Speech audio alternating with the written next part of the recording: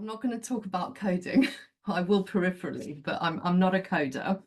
I want to think about machine learning, and I like that distinction that Niko made, and I will try and use that. I think partly also to separate a little bit from the complete moral panic that we're seeing around AI over the last couple of years at least. And so I want to think about machine learning in the social sciences. So I'm not going to talk about animals. I'm going to talk about sort of social science broadly, and with the understanding that it is a heterogeneous community, but we do have a lot of stuff in common. And I'm very interested in the possibilities of machine learning as a methodological approach and tool, and specifically in qualitative research. And my interest is in using it for visual recognition, but I can also see possibilities for using it with text as well. So just say I have a lot of questions. I'm going to sort of map my own journey of how I got here, why I've ended up sort of, I'd say more than dabbling now in these things. And I think my sense is, and it would be really interesting to hear the discussion as well, but I think as the social science community, we've been caught a little bit unawares. We've done what we do very, very well in the social sciences. So there is a lot of flourishing research critiquing artificial intelligence as a socio-technical phenomenon. But I have yet to see, and please, at this point, this is all exploratory. So, correct me if I'm wrong. If anybody's using this, please identify yourself. I'd love to talk to you. But I think, we're a little bit behind, say, even colleagues in digital humanities, where these sort of approaches, machine learning approaches, computational approaches have been used for quite a while. And I think this is a kind of interesting moment to be sort of entering the conversation. I mentioned moral panic. I mean, there's very serious social, technical, political, and labor issues happening at the moment. And I'm talking from the position of, as a former UK academic, now independent researcher, and also director of the Children's Photography Archive. So my sort of position is I'm very curious about these things, about the possibilities of whether machine learning can do anything for us, and those of us who do qualitative research. I think there's lots of benefits, and I'll close with the benefits at the end. And I think sort of curiosity, openness, and experimentation are really key here in how we approach these things.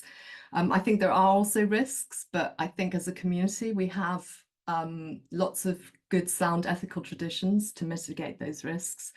Yeah, so that as a preface, and then I'll just kind of a little bit just to introduce myself. I think it's useful in terms of locating. I'll talk about the problem that brought me to all of this, but yeah, as Jussara said, so I'm a visual sociologist. I've been dealing with textual and visual data, both video and photography, for the last 20 years. And I'm best known for research I've done on childhood and youth participation, and in particularly ideas around childhood publics. I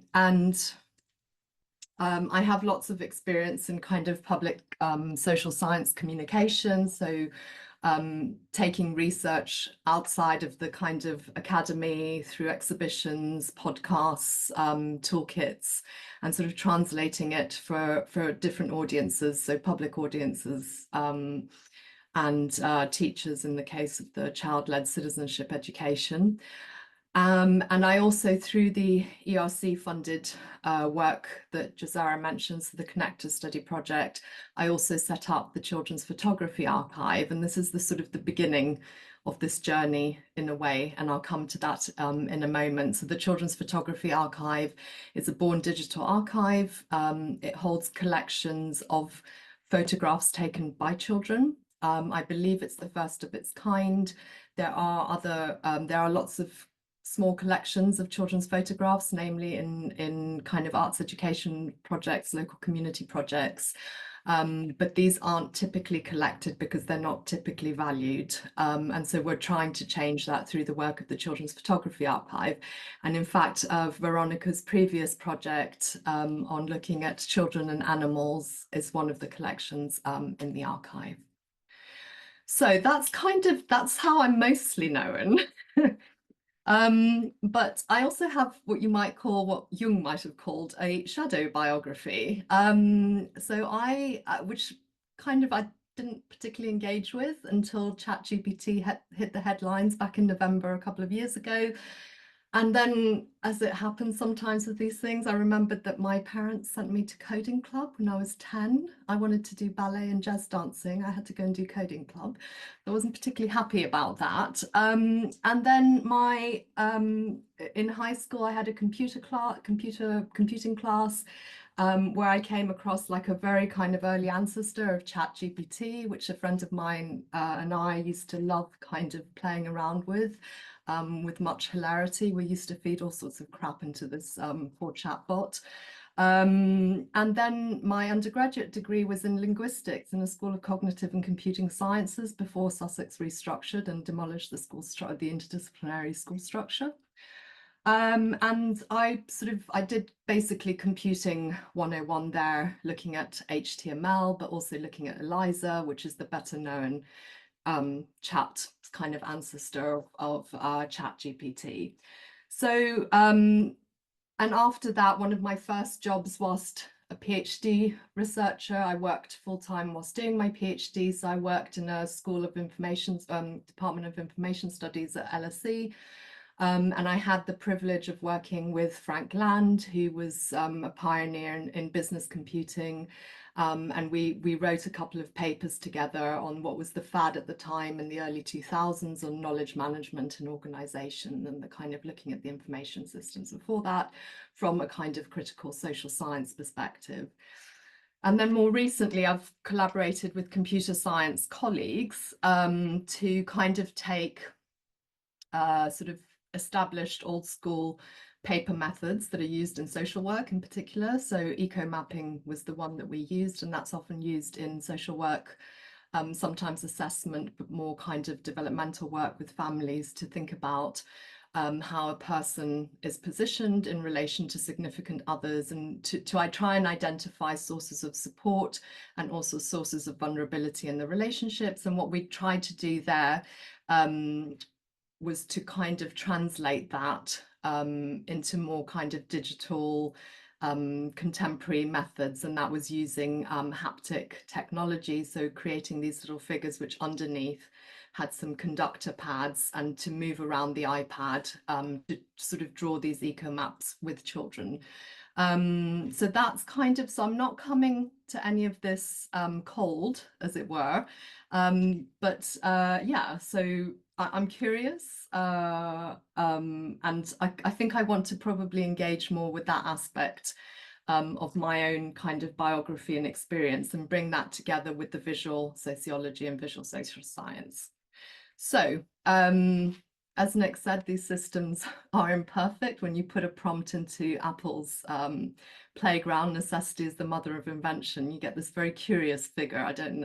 This wouldn't have been the first thing that came to my mind, but I thought, it was fun just to put it there. But so this sort of started for me with that in mind. All of this started for me because I was faced with the real problem of how to manage large volumes of digital photographs that me and my team collected during the Connectors study.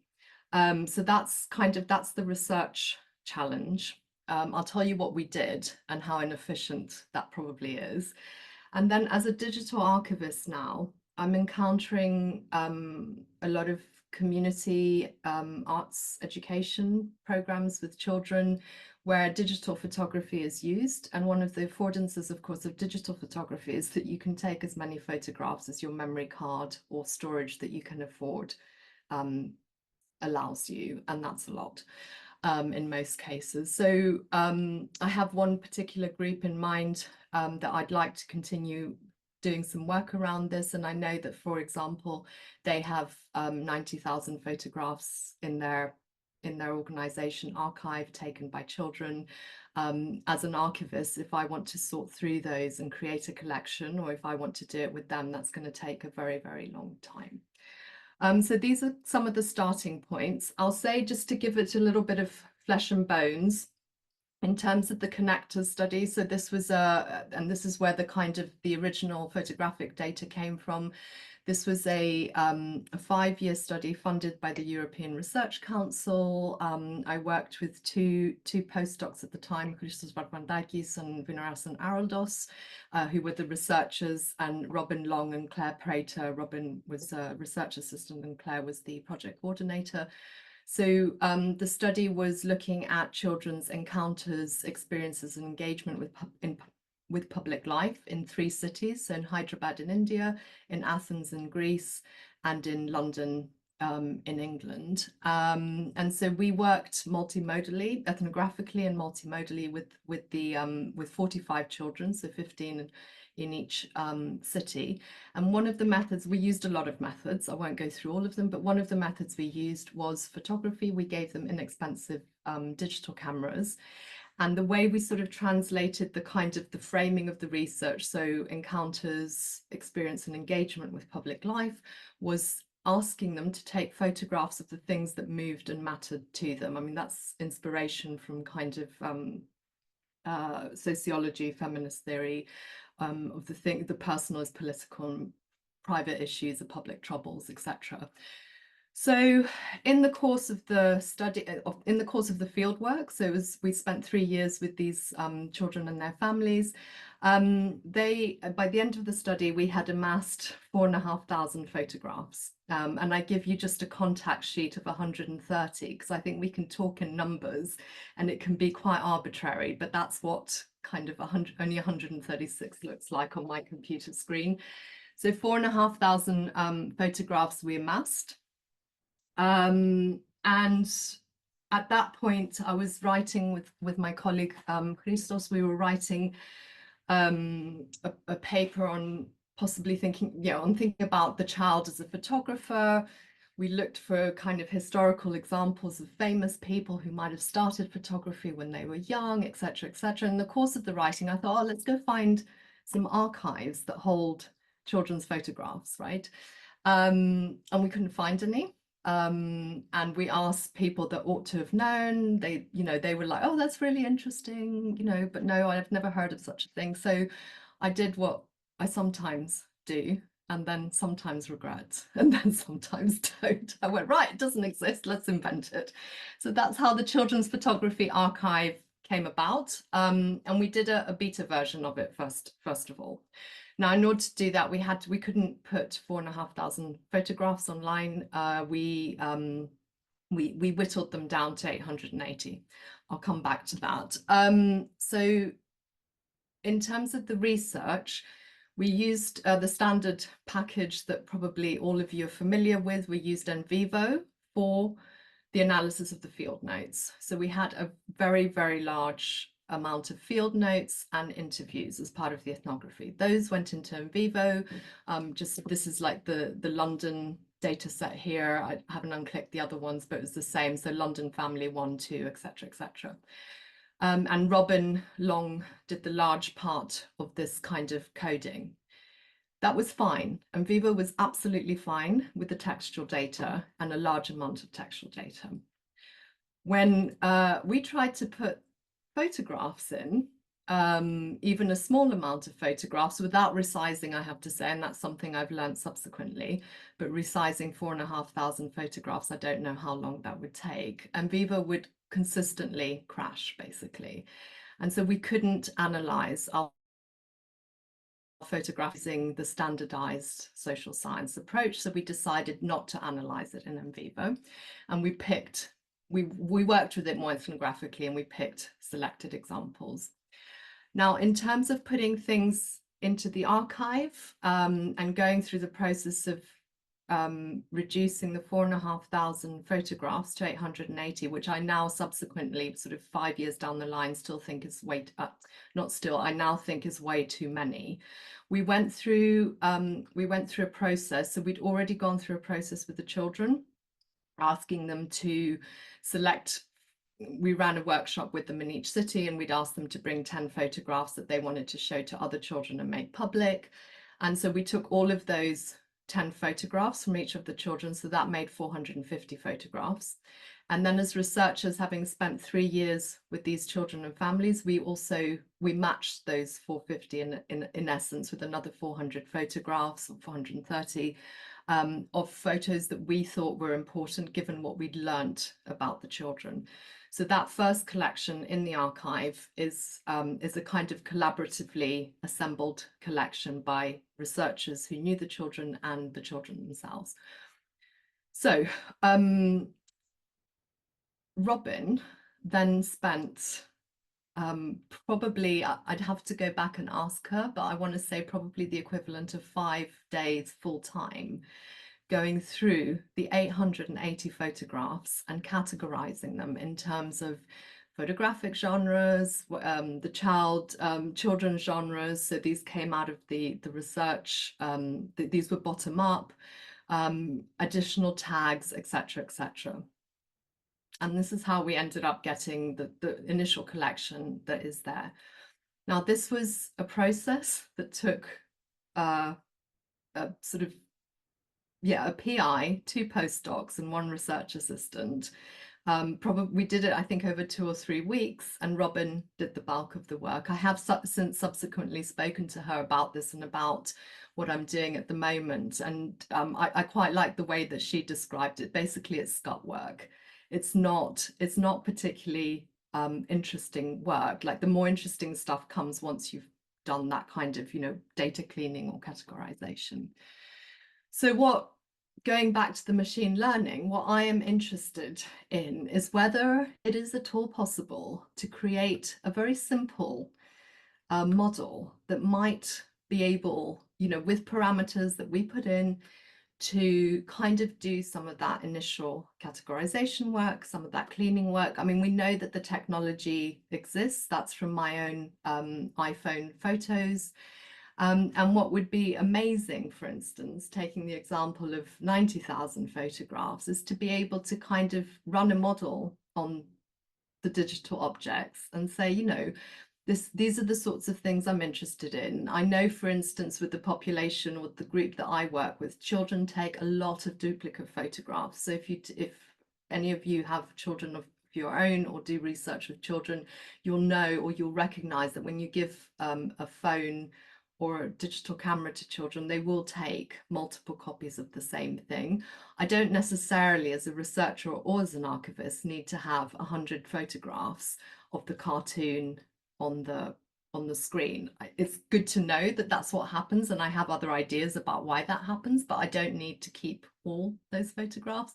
So it'd be something like remove the duplicates, keep images where framing, lighting are in focus, and this is more as a kind of, I'm thinking here more as an archivist. And then sort of going through some of those processes, thinking about, I want the images to be half from boys, half from girls. I want them to be, in the case of perhaps an arts education project, I want it to be from all the schools I've worked, representative of all the schools I've worked with, etc., etc. So that's kind of, in terms of just connecting to Nick's presentation of that kind of the ideal. And I really like that you actually work in that way. This is my kind of fantasy of the vision model. I think, and why I think it would sort of help us. Now, in terms of, and I'll close, and this is my last slide. So I think progress here in terms of qualitative research in the social sciences has been challenged by probably the nature of qualitative research itself. So we tend to work with very small data sets, small samples, and we're still largely textual. And the report there carried out by colleagues at the Software Sustainability Institute, that's Edinburgh, Southampton and Manchester in the UK, it's really quite stark how much we rely. I mean, I sort of knew it, but it's different when you look at the bar graphs. So we rely very much on interview and text data as a community. It's still the predominant way of collecting data. But there is niche of visual research that continues, and the affordances of digital photography mean that we can no longer sort of ignore the lots of data problem. I'm hearing, and I don't know if this is correct, and I think there's methodological issues with that study, but I'm hearing that, there's not much interest within at least the UK social science community in terms of machine learning, with the exception of if you're possibly doing quantitative research. I mean, there's a dominance of proprietary software. So NVivo is proprietary software, and so are all the other packages that I used. I'd be very interested to hear if others have used NVivo and how you find it, or any of the other packages. I personally don't get on with it very well. But I don't think it's fit for purpose for analyzing digital images, and it's also expensive. And I'm thinking, I referenced labour issues in the UK. We're in the middle of a large funding crisis in HE. So the projected figure, which I thought was really hyperbolic when I heard it in the summer, but it's not, that there's 10,000 academics that will be out of a job in the next 2 years. I'm one of them. So I think, for those of us who might want to have a go at remaining as independent scholars, things like open source code and things that are free are going to be super important. I think there's a lack of skill, and it's interesting to hear from Niko that this is also an issue across the board. And what I'm discovering is that, if you want a model that's quite in the language of computer science, deterministic, which means that it will be quite precise as to what it gives you, you need skill. If you want something that's easier to use, you need a lot of computational power, which again is not something that everybody will be able to have access to. So I think what's changing and why we need to get on board is, I've mentioned the affordances of digital photography. I think there's some innovations happening in terms of thinking about what do we do with all of these small data sets. It's in terms of interview data, and I'm thinking of the work of Emma Davidson, Ros Edwards, who've looked at, they call it sort of big qualitative data, and thinking about what we might do, like bringing smaller data sets together.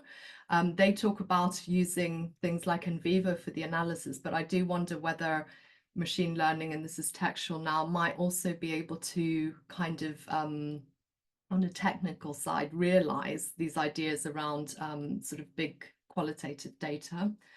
And then, and this then sort of, for me, flips over to ethical issues in terms of, we've already heard about too much data, and this is something I'm very conscious of. We collect a huge amount of data as a community, and I think this probably goes across the board, that we don't always analyze, and I think that has serious ethical implications. We already know that some communities and some populations are over-researched, and some communities and some populations actually now, stop researchers from coming in, and that is a very understandable thing. And so I wonder whether there's, something there that might be facilitated with machine learning so that we're not over-researching. And then in terms of kind of benefits, I think I'm all for the elimination of scut work. I don't think it has an impact, or I don't necessarily think it will have an impact on jobs, which is one of the big sort of, would be one of the headline sort of things that we read about, because you still need to check these things. They make so many mistakes, and it's not meaningful without the human analyst. The open source code I've talked about. And I do think we need to be around the table with these things as a community, otherwise we'll get things imposed on us that are not fit for purpose, that don't understand the kind of affordances of social science and what we do. And I also sort of just thinking in terms of, for those who work in universities and kind of, future employability of students, having some coding experience and being able to pick up, new skills is really not a bad thing. And, in those sort of marketization discourses and employability, then, this whatever you think of those, I think this is something that we should be looking at. And then I'll close to say that in terms of the sorts of things I'm thinking about, I'm thinking about kind of code and programs that can work on a local server. So I'm not, and I don't know if this is necessary to say, I've been shocked by a couple of conversations I've had with computer scientists who've said to me, oh, why don't you just throw your stuff into ChatGPT? At which point I'm kind of thinking, I think I want to end the conversation here, please. So just to make very clear, I'm talking about localized things where the data is not being given to a big company. Questions that I have that I will probably be exploring with this SSI fellowship is just to understand the sort of, you know, when sort of models use the power of, say, OpenAI technology, what does that mean in terms of the privacy settings? You know, how much is that data being, you know, what's being transferred? Is anything being transferred? I think these are things that would be useful to have clarity on. I think we do have lots of sound ethical practices that we can draw on as a community. Yeah, and I just think, I mean, I'll just sort of end by saying that maybe learning to code is not on everybody's bucket list. I'm not sure it's entirely on mine, but I want to be able, as a researcher, to have some fluency in you know, how to use these things. And I sort of, in my mind, I kind of equate this to sort of language learning. And being in a foreign country that's not my own, I want to be able to order coffee that's the right coffee. I want to be able to, you know, book a hotel room, get a bus, go to the station, maybe have a random conversation with a stranger where, you know, we sort of understand each other to a certain extent. So that's kind of where I'm heading. And I think there's also lots of mutual learning to be had in terms of what ethical coding might look like. So yeah, so no answers, just a kind of the beginning of a journey. And yeah, I'd be interested to hear what others think and where others are at with all of this. Thank you.